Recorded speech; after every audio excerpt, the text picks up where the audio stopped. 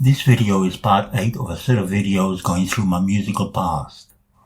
This one and the next one go through the equipment I owned and used over the years of playing and recording music, including instruments, amplifiers and recording gear. This one is on gear used for playing, and the next one on gear I owned or used for recording.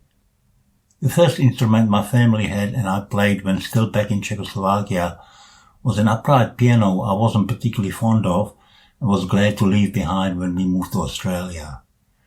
The first instrument I got not long after coming to Australia, when my brother David and I started guitar lessons, was a Suzuki student nylon string classical guitar, something like the picture in the corner.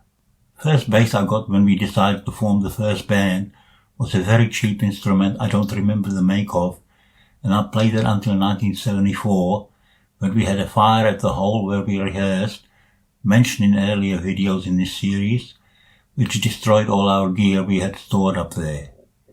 It's in some of the pictures of us in the early days.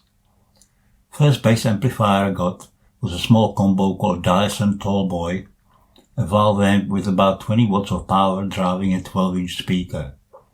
It was easy to lug, but it wasn't inviting any noise complaints. Unfortunately, that also got burnt in the fire at the hole. There were also times when we used amplifiers we borrowed from our friends who also played in high school bands. You can see my brother and I playing through 2 Physonic amps we borrowed from friends in the videos on this channel from the gig we did at Blakehurst High School. I also used a friend's Leonard amp for a while.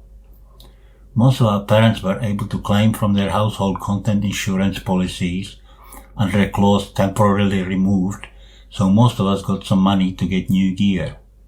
I got a Fender Music Master bass, the lowest in the Fender range short scale bass that cost $200 new.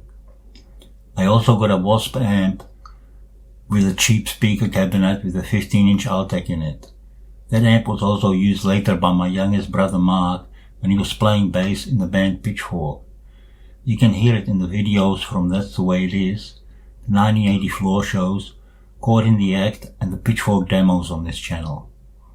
Another amp I used that was great was an acoustic 470 my brother David bought sometime in mid-70s. It was a guitar amp, but did a great job of bass as well.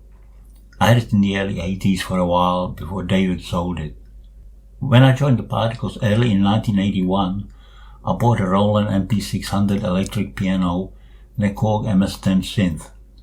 While I was a member of the band, I also got the now legendary Roland TR-808 drum machine. While I was playing with Dominic Halpin in the late 1980s to early 90s, I was using an Aria Pro bass and a Roland bass cube I borrowed from a friend. During that time, I also bought a Maton acoustic guitar. In the early 1990s, my youngest brother mentioned earlier, who was in the band Pitchfork at the time, bought a 1978 Fender Jazz bass, and because he spent a long time later living overseas, I had it for a long time. The intro to these Memoirs videos has a picture of me playing it at my 40th birthday party in 1996. It is definitely the best bass I've ever played. It is now used by his son, my nephew, who is in a high school band.